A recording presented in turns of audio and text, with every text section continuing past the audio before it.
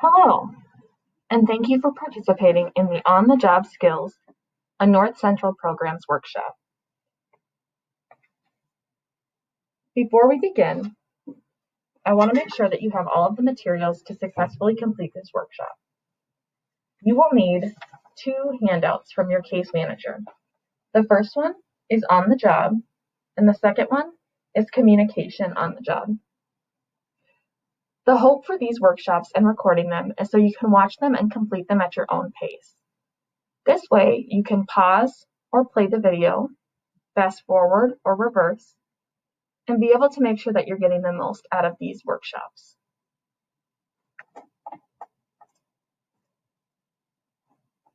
So as we get started, we're going to learn a strategy to help us as we prepare for starting a new job. When learning new skills, frustrations can arise. It's important to be able to process these frustrations and not let them stop you from being successful and learning and growing in your new position. One of the tools and strategies that we like to use is called PDA. This stands for pause, delay, and ask questions. Pause. When you feel yourself getting stressed out, anxious, or overwhelmed, take a deep breath. Allow yourself to really have that moment to pause and reflect on what's really going on in the situation. Delay. If possible, take a step away from the project to clear your mind. Go for a short walk.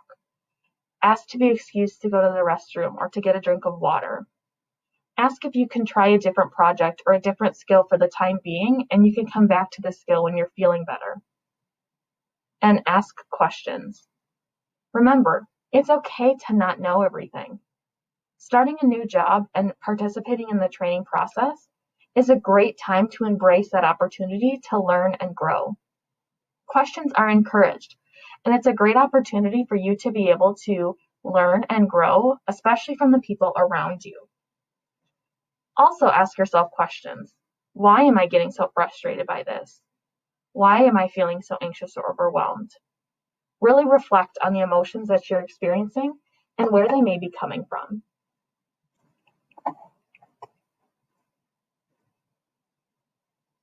As we approach a new job and the training process,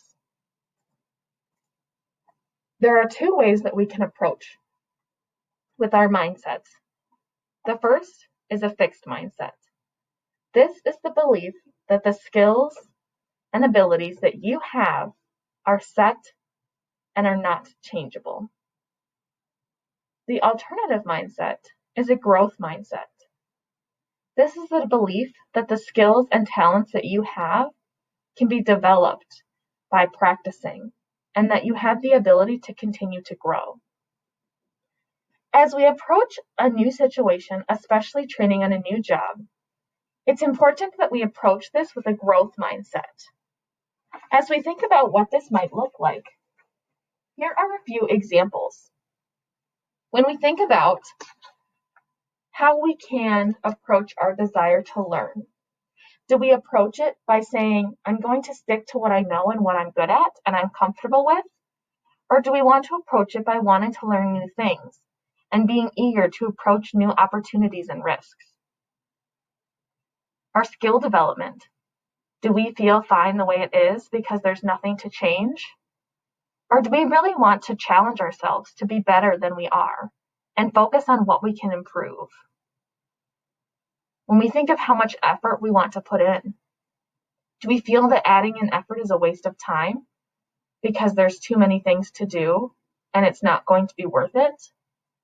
Or do we see this effort that we're putting in as something that will help you, even though it's difficult in the moment?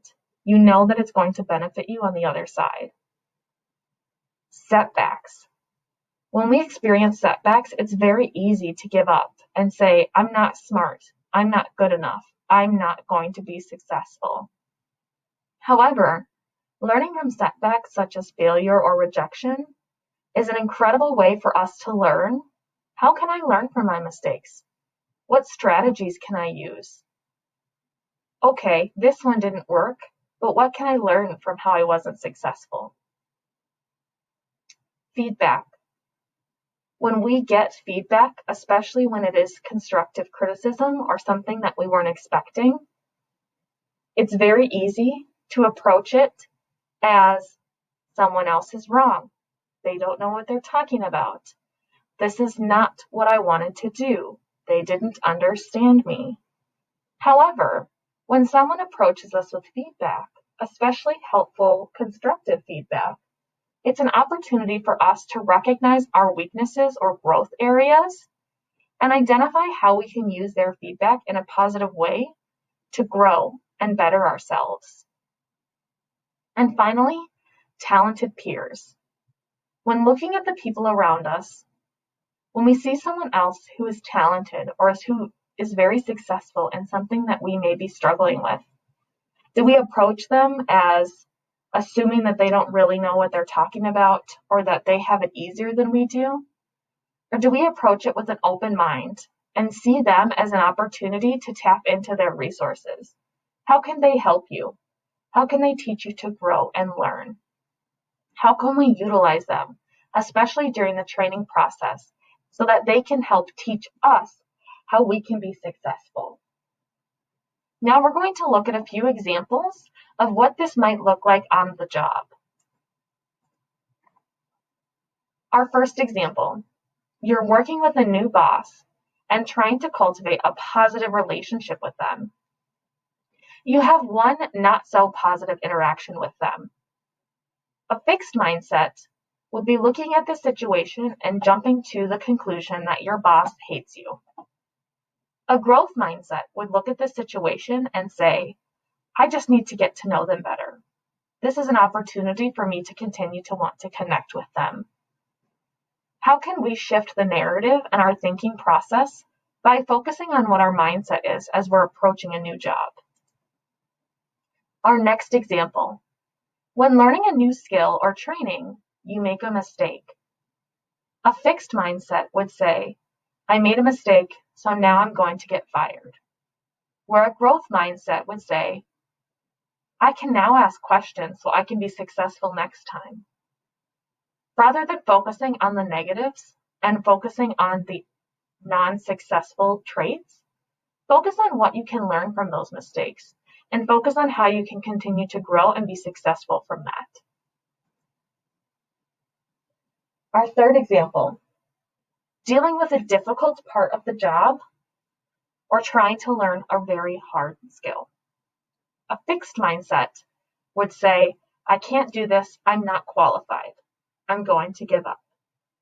Where a growth mindset would say, I'm still learning and will continue to grow in this.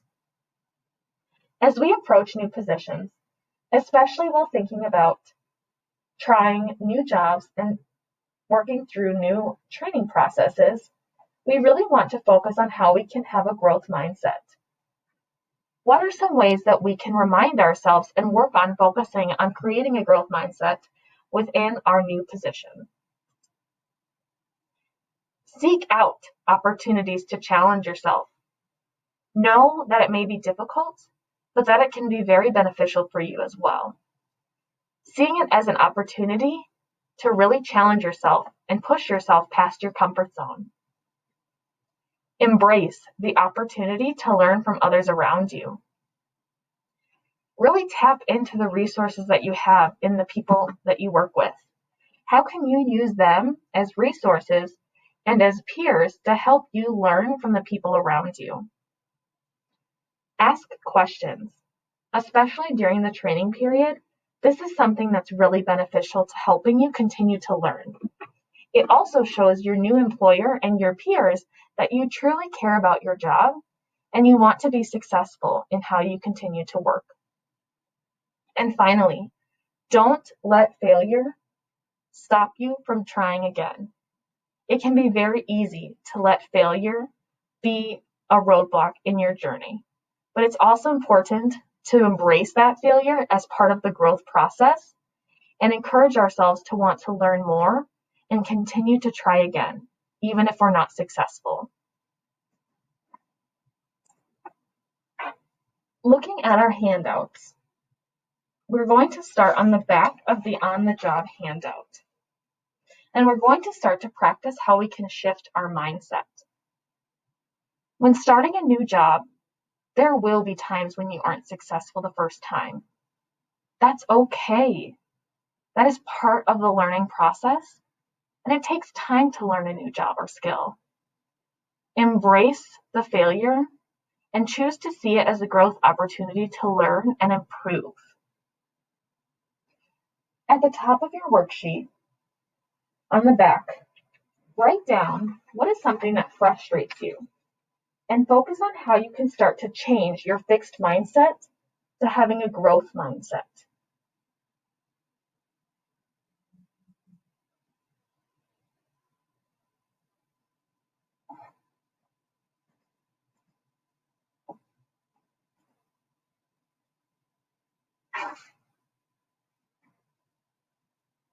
When looking at how we can start to shift our mindset, how can we look at situations that you have had to deal with in the past at work or in a previous job and find ways that you can shift it to a growth mindset? Using the green and red chart on the back of your handout, take time to reflect on situations that you have dealt with where you may have had a fixed mindset. Write those situations down and then take time to refocus how you can shift those mindsets to have a growth mindset. By practicing this with situations that you've dealt with in the past, it's going to help you learn how to continue to process and shift your mindset in the future.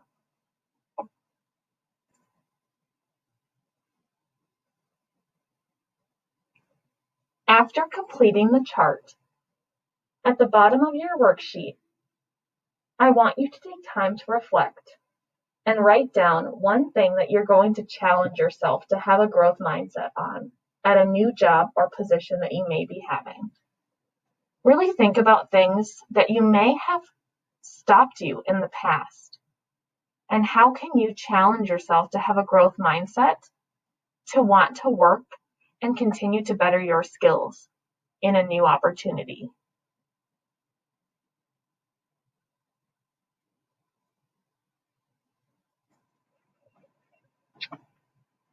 We're now going to shift into how we can communicate, especially at work. Have you ever experienced a miscommunication? Probably. Miscommunications happen all the time in our personal and professional life, and the workplace is no different. Many times, these miscommunications occur because there are assumptions being made. Our brains jump to conclusions when we don't have all of the information that we need. This can create miscommunications, and this can also create frustrations and negative emotions with each other. When we think about this, I want you to grab the second handout that you have for this workshop.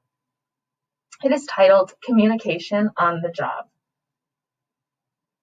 When we think about working with new people, it can be frustrating, but having good communication skills is key to building good relationships with your coworkers, friends, and family. We need to remind ourselves that we don't have all of the information in the situation, and our brain may be filling in those gaps with misinformation. So, for example, when you think someone is mad at you because they aren't reacting how you think they should, are they truly mad at you, or is that what you are assuming or jumping to that conclusion based on their action or reaction to you? So how can we avoid these miscommunications at work? Not all miscommunications are going to be avoidable, but we can do our best to be proactive and become positive communicators with the people around us at our job and in our personal life. Here are some things that we can do to help ourselves start to avoid these miscommunications. 1, ask questions. Want to have a clear understanding with those around you and not just assume that you're all on the same page.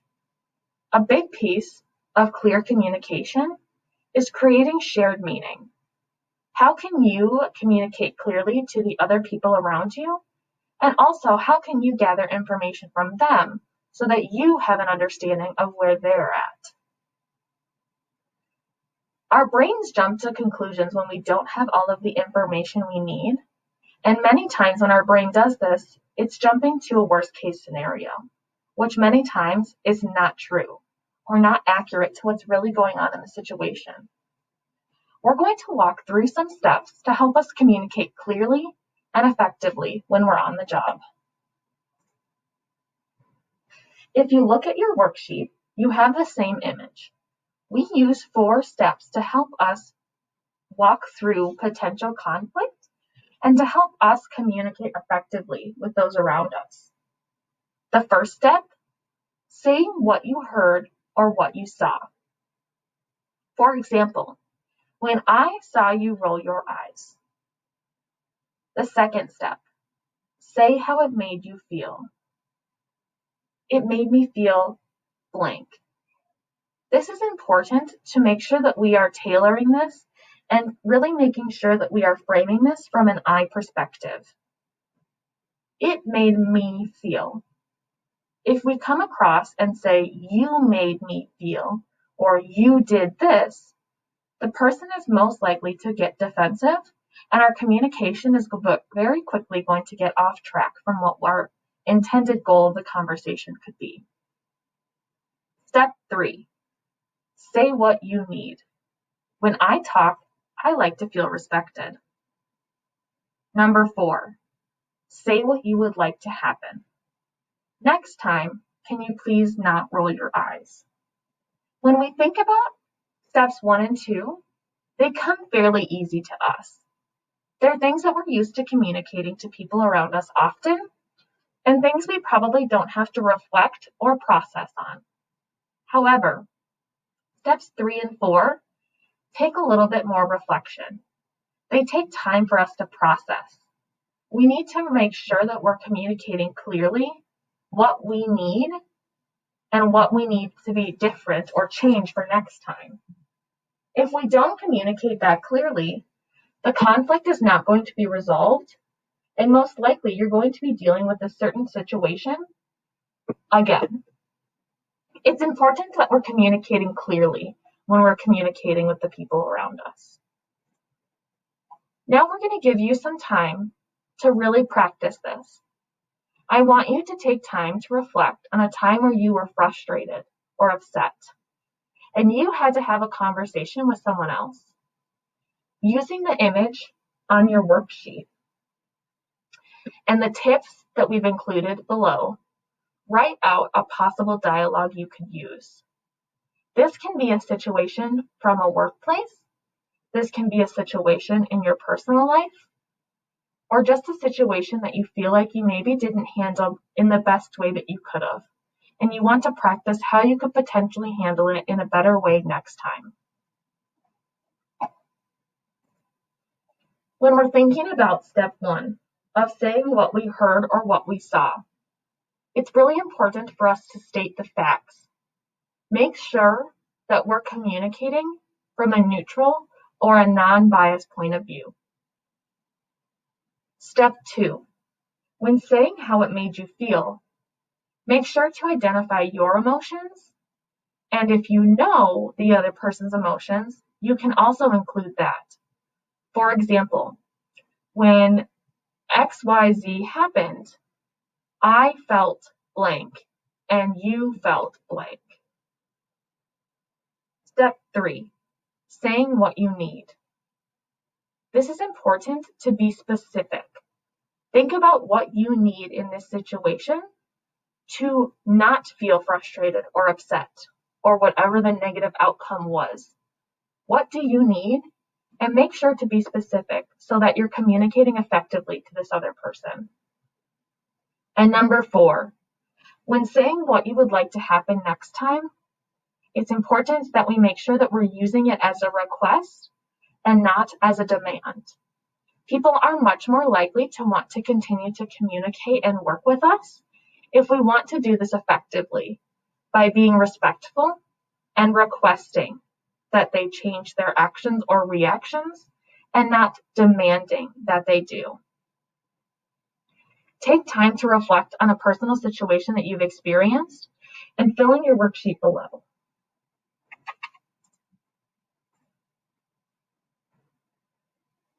In conclusion, we encourage all of you to strive to have a growth mindset at work. We hope that you're able to start to shift your mindsets and how you approach your training in a new position. We want to encourage you to ask questions. This is the purpose of a training time and learning new skills. No one expects you to understand everything right away, so it's a great time to ask any clarifying questions that you might need so you have the information you need to be successful in this position. Practice communicating effectively in all parts of your life. So when it comes to communicating at work, you already feel confident in your ability to do it. Make sure to complete these worksheets and bring them to your next appointment with your case manager. If you have any questions, feel free to reach out to your case manager and they will be able to help you. Thank you for taking the time to complete this North Central Programs workshop.